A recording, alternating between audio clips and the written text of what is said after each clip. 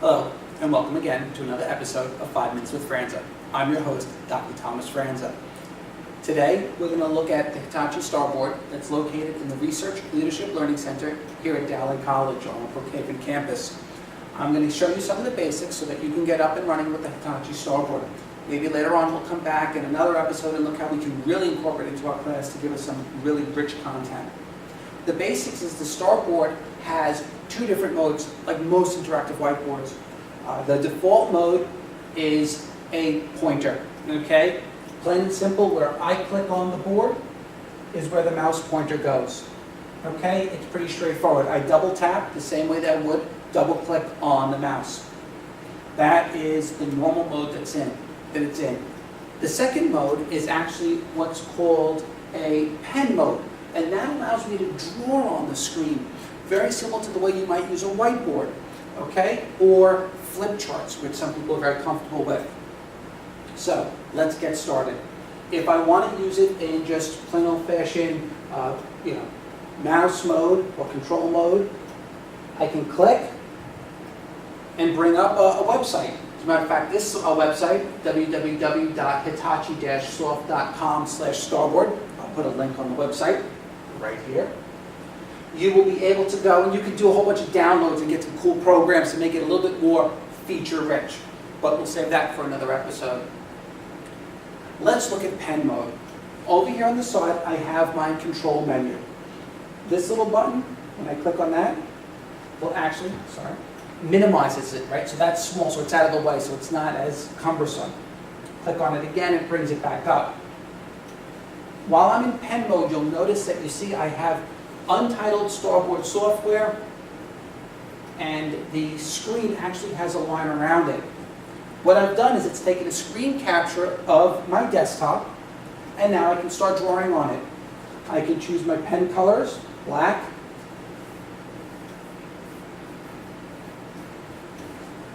red, get my fingers working, green, okay, and you get it, blue, and then yellow is like a highlighter if you're so inclined. Okay, so what I could do is if I was showing somebody the basics on how to use a computer, I might use this screen capture and I can show them that we have icons here on the side, some icons that you really want to look at on my computer and my network spaces. I can do this. But you'll see after a while, things really start getting cluttered. What do? I need a new page. Now in a flip chart, I would just pull up a new page. Well, guess what? I say, new page.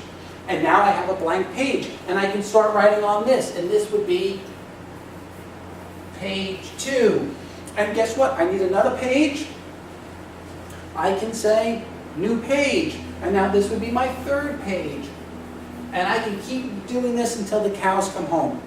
What happens if one of the members of the audience says, oh, could you go back to the previous page? There was something I wanted to see. Well, guess what? That's what this is over here. I can do previous. See, previous now brings me back.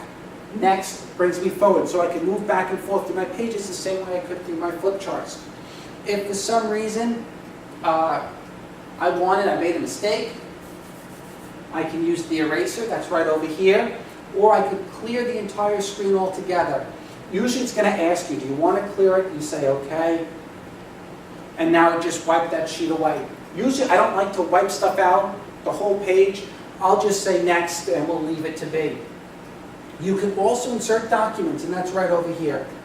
I can, a PowerPoint, a Word. In this case, let's just insert, let's find a still image.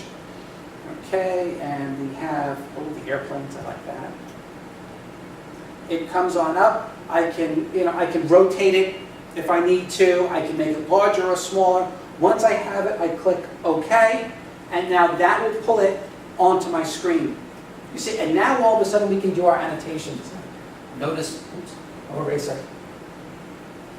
Notice the cool logo. Okay, we can point these things out. When we're done, we could click exit. You could give it a name if you wanted to. Choose save. Once it's saved, if I need to jump back for any reason from pen mode, I can click on that.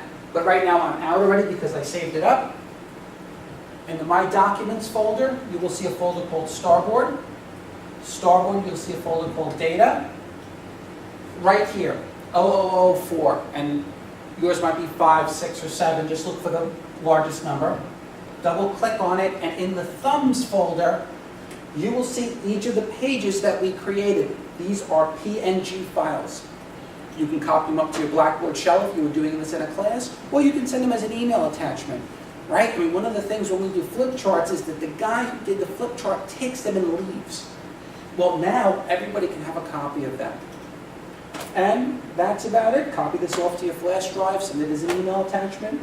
You're done. That's how easy it is to use the Hitachi Starboard for its basic features. I hope you found this episode of 5 Minutes with Franza very useful. Once again, I'm your host, Dr. Thomas Franza, and thank you for watching.